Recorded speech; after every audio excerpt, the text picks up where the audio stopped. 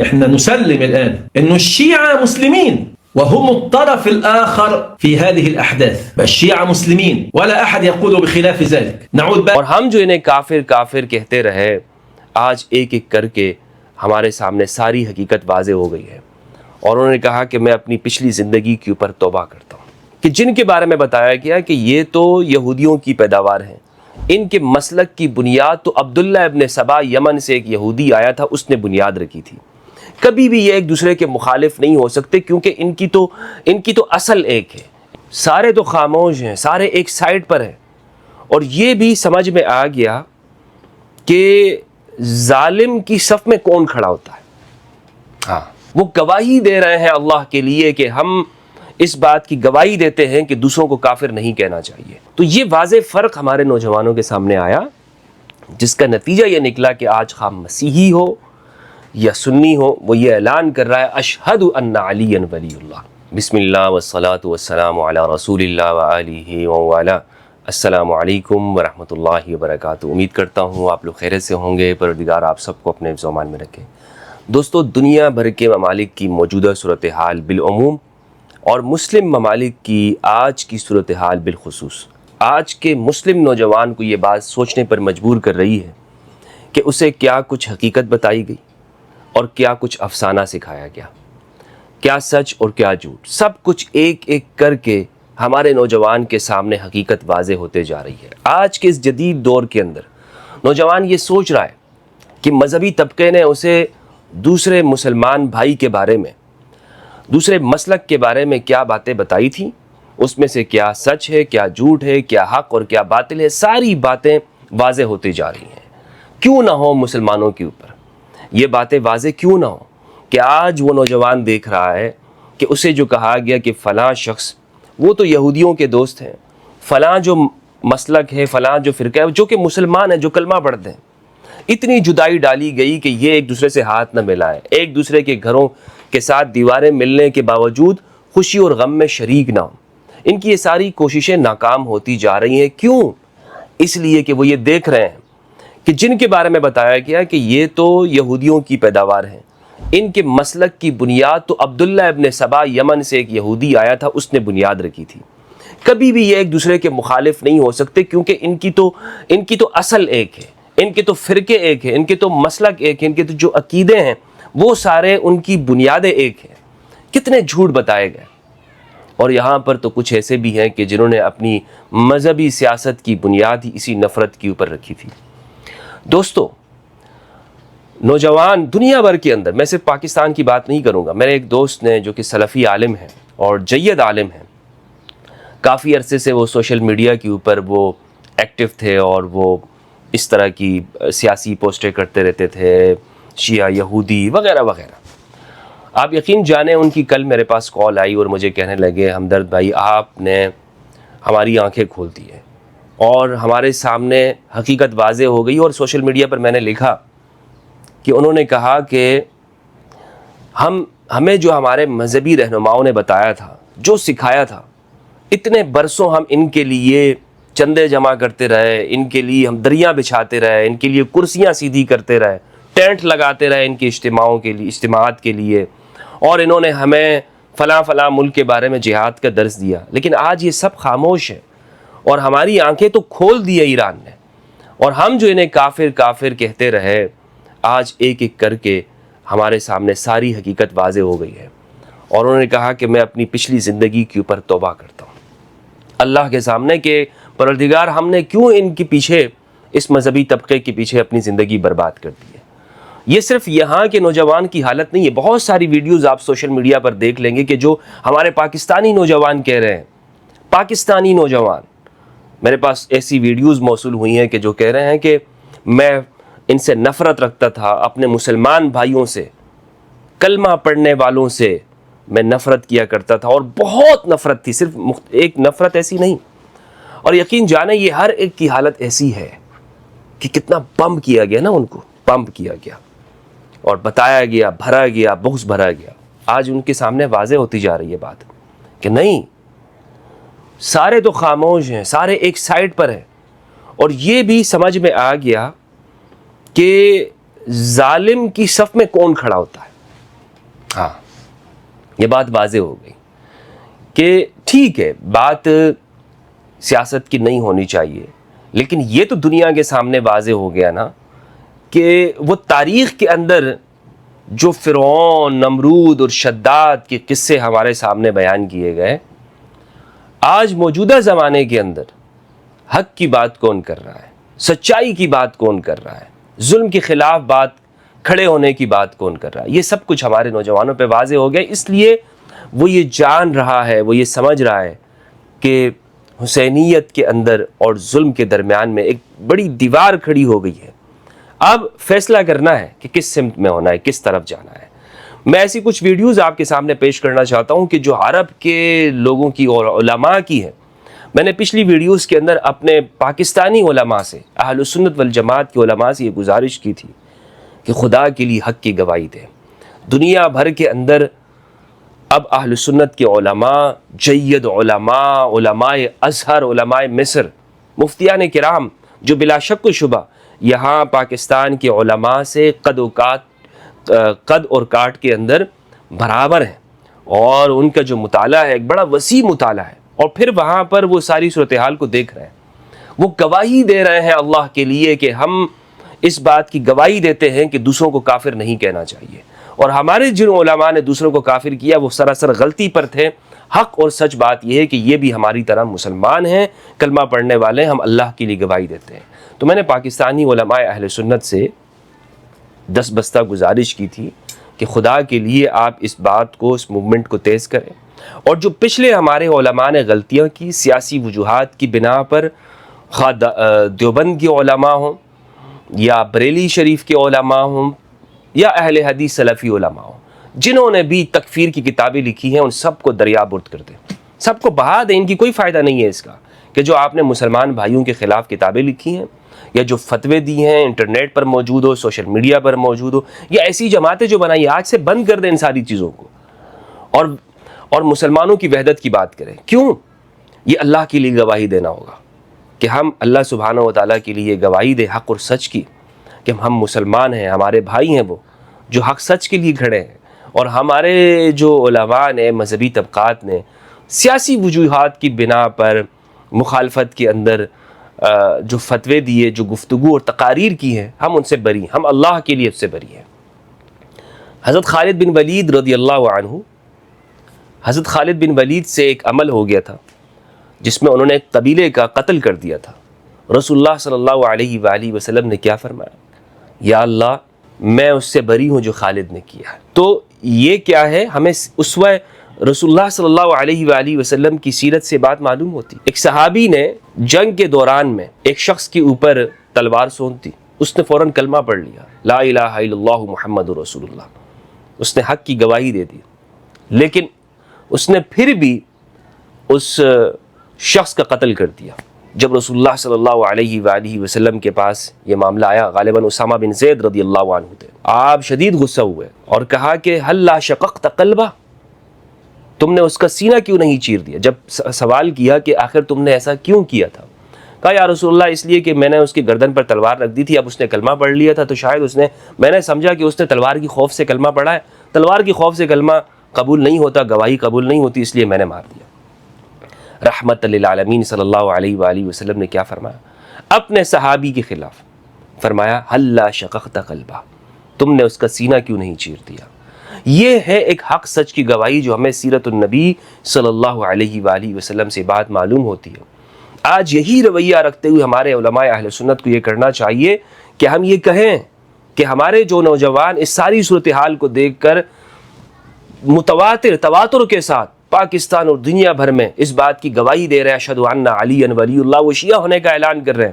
اگر ہم یہ چاہتے ہیں کہ ہمارے سنی علماء یہ کہیں کہ ہم بھی حق سچ کی گواہی دیتے ہیں، اور یہ جو تواتر کے ساتھ یہ سلسلہ شروع ہوا ہے، یہ یعنی میں ایک بطور سنی ہونے کی اگر یہ بات کہوں کہ چلیں یہ سلسلہ نہیں ہونا چاہیے، لوگ سنی رہیں، تو پھر ہمیں حق سچ کی گواہی دینی چاہیے نا، حق سچ کی بات کرنی چاہیے۔ تو یہ ہمیں سیرت النبی صلی اللہ علیہ وآلہ وسلم سے یہ بات معلوم ہوتی ہے۔ میں ایک عالم ہے، ازہری عالم، ان کی ویڈیو آپ کو سنانا چاہتا ہوں، آپ ان کی بات سنیں، ان کی باتوں کو غور سے سنیں کہ یہ کیا کہنا چاہ رہے ہیں۔ انہوں نے جو باتیں کہی ہیں ایک حق سچ بات ہے.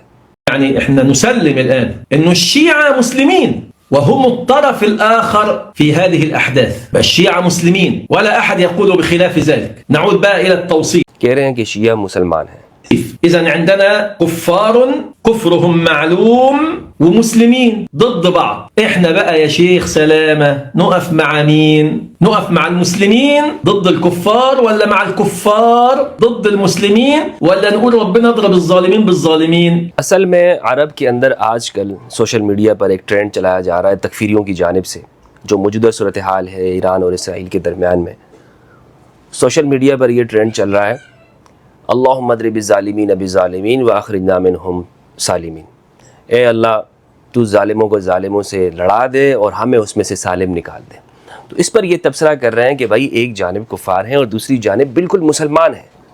القول اللهم اضرب الظالمين بالظالمين لأنك هنا تبقى وصفت الطائفة الكافرة المحتلة المجرمة، وصفتهم بالظلم. والظلم ده ممكن يوصف به واحد مسلم، يعني انت نفيت عنه الكفر وحطيت مكانه الظلم. لا، الأول تثبت له الكفر وتضيف له مع الكفر الظلم. يبقى في عندنا طائفة كافرة ظالمة مجرمة محتلة، وفي عندنا طائفة مسلمة ظالمة. شفت بقى المفارقة عاملة ازاي؟ 4-2. يبقى المفروض بقى أنا أساوي بينهم. ماذا قال الله عز وجل في ذلك؟ قال أفنجعل المسلمين كالمجرمين. کہہ رہے ہیں کہ آپ اس ٹرینڈ کی، انہوں نے اصل میں اس ٹرینڈ کے اوپر بات کی ہے اور بڑی درست بات کی ہے. کہہ رہے ہیں کہ آپ نے کفار کو مسلمانوں کے گروہ کے ساتھ بالکل برابر کر دیا ہے، اور آپ یعنی یہ قرآن مجید کی آیت کے بالکل واضح خلاف ہے. افنجعل المسلمین کالمجرمین، مسلمان مجرموں کی طرح نہیں ہو سکتا. ایک جانب مجرم ہے، محتل ہے اور غاصب طاقت ہے، اور دوسری جانب مسلمانوں کا گروہ ہے.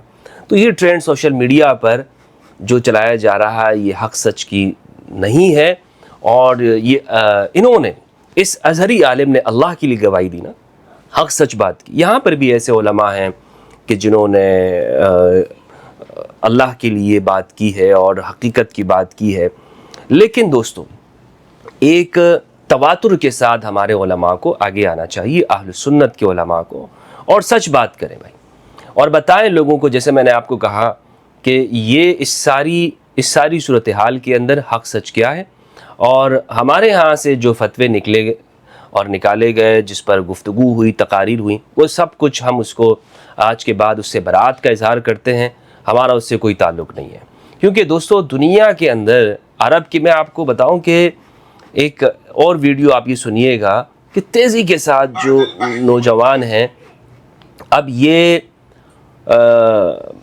ایک یعنی اہل سنت والجماعت کے بڑے عالم ہیں، اور یہ کہہ رہے ہیں کہ میں نے اپنی زندگی کی ایک بڑی تحقیق کی، اور میں اس بات کا اعلان کرتا ہوں کہ میں آفیشیلی طور پر شیعہ ہونے کا اعلان کرتا ہوں. سنیے گا یہ. وبعد البحث والبحث وبعد التفكر والتفكر والتأمل والتأمل وبعد هذه الرحلة الطويلة التي امتدت على مدى 23 سال کی ان کی تحقیق ہے. 23 سال 23 years 20 سنة من البحث العلمي والدراسة الأكاديمية والجامعية والدراسة التقليدية. کہہ رہے ہیں کہ میں نے اپنے دو زانو ہو کر میں نے 23 سال جو تعلیم حاصل کی ہے یونیورسٹی کے اندر، مدارس کے اندر، تو سب کے بعد میں یہ اعلان کر رہا ہوں. حلقات شرعية على الركب في حلقات العلم وحلقات الذكر وحلقات التربية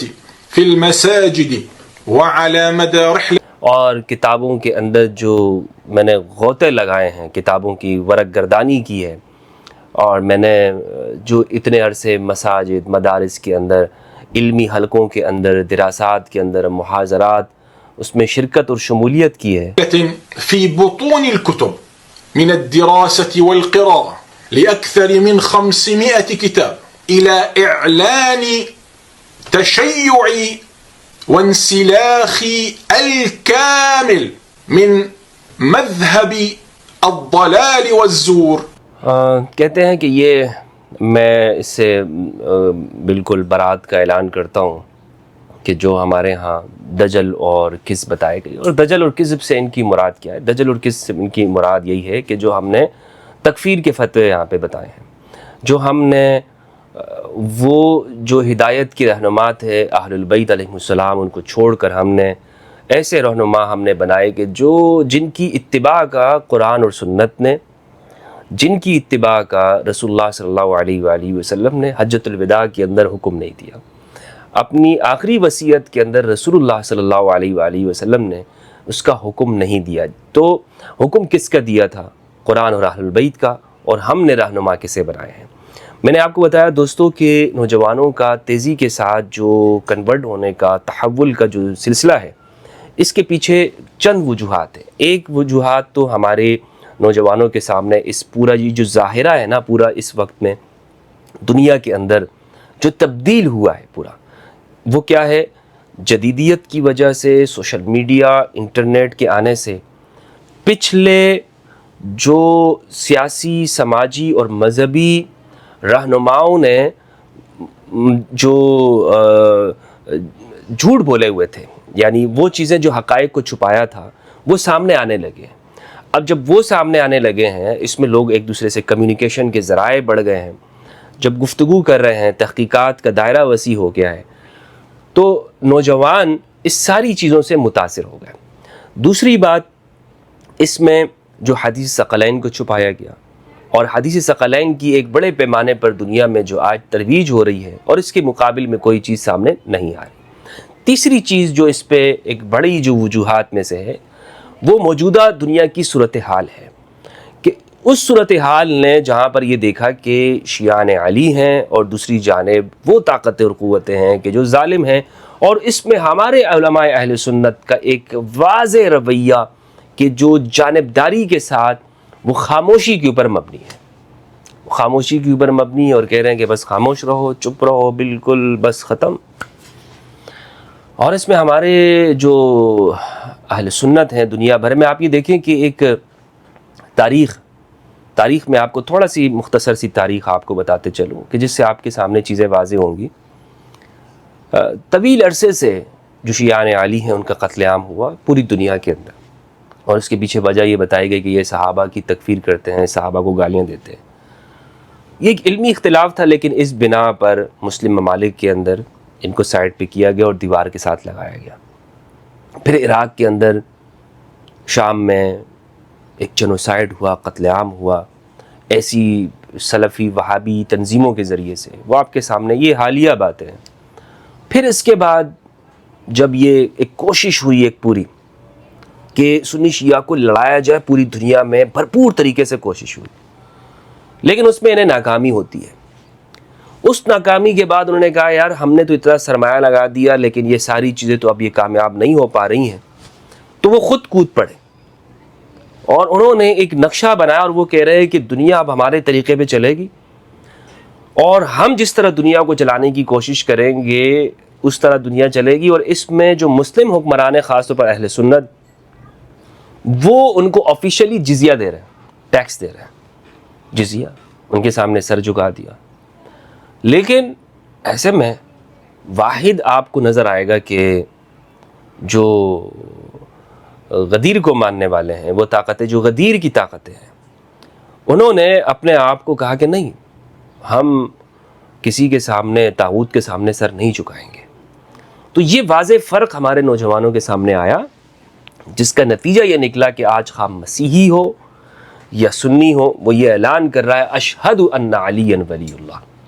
اور دوستو یہ اعلان اور اقرار، یہ تو برا ہو تعصب کا، مذہبیت کا، فرقواریت کا، کہ جو یہ کہہ رہے ہیں کہ یہ اعلان کچھ شیعہ ہونے کا ہے. یہ اعلان تو غدیر کا اقرار اور اعلان دراصل ایمان کا اعلان ہے، کہ ایک شخص یہ کہتا ہے کہ مجھے بھولا ہوا سبق یاد ہو گیا، میں غدیر کے ساتھ کھڑا ہوں.